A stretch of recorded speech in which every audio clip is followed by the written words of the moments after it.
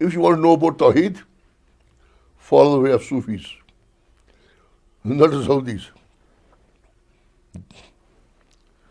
Follow the way. Learn from Ibrahim alayhi salam in Holy Quran. Allah gives you, teaches you. When he was being put in the what you call, in a catapult for throwing in the fire, angels came, Jibreel came. Ya Hazrat, allow me that I destroy each and every person here. You say, why? Because they're going to throw you in the fire. He said, does my friend knows? He said, yes. Then leave it. Then just, I don't need you. Meaning thereby, Allah is teaching us, when you will become Allah conscious, then you must develop this much conviction, dedication and commitment that wherever you are, whatever you're doing, you are Allah seeing you, and if any calamity falls upon you, you remain poised. Don't throw yourself at the feet of other people. Don't beg for mercy from others. Remain poised, full of dignity, and say, okay, you do what you like. For me, my Allah is sufficient to protect me and my life and my honor. That is Tawheed. You know? The scholars, they divided the oneness of Allah into three parts in order to make it easier for us to understand. So when you go to your lay Muslim brother, he's not like the companions, he's not like Abu Bakr. You can't just give him an ayah and he understands everything about that ayah from that,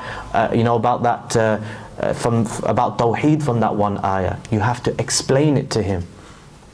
In order to explain it, the scholars divided Tawheed into how many categories? Three categories. The first category is the oneness of Allah in His Lordship. The oneness of Allah in His Lordship. If you want it, it's called Tawheed al-Rububiyyah. Tawheed al-Rububiyyah. The oneness of Allah in His Lordship. It means we recognize that Allah is alone in His actions. The things that Allah does, He's alone in that. Does anybody create alongside Allah? Does anybody sustain, send down the rain, give life and give death besides Allah? No. Does anybody control what happens in the creation besides Allah? No. But why is it necessary for us to study such a thing? Because you have people like the Shia who say that the 12 Imams, they control the creation. But if a person understands Tawheed, he says, no, this goes against the first category of Tawheed. How can somebody share in the creation and the command of the creation alongside Allah subhanahu wa ta'ala? That means you've set up a partner. That means you have committed shirk with Allah subhanahu wa ta'ala. Do we understand? So it's in order to understand.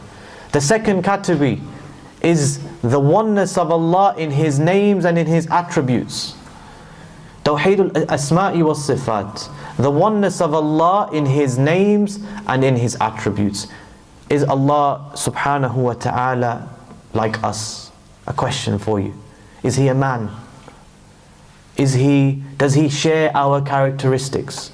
Of course, any Muslim is going to say, no, Allah is unique. So then, when you see this, and then you see the Christians, and they've painted God in their words as an old man with a beard, then of course you know that this is going against the creed of Al-Islam. When you hear about Isa alayhi salam being the son of God, then you know that this goes against the names and the attributes of Allah subhanahu wa ta'ala. Likewise with the names and the attributes of Allah, if somebody said to you, describe Allah subhanahu wa ta'ala, describe your Lord, the one who created you, the one who you worship, the one who sustains you, describe Him. The Messenger sallallahu alayhi wasallam told us, Allah has 99 names, 100 minus 1. Whoever memorizes them and lives by them, then he will have Jannah. So you want to know about Allah? You have the names and attributes of Allah subhanahu wa ta'ala to study, to learn about your Creator subhanahu wa ta'ala. And the third category is Tawheed al-uluhiyya or Tawheed al-ibadah. Makes it easy for you brothers inshaAllah. Tawheed al-ibadah. And the clue is in the name, that Allah is the only one who we worship.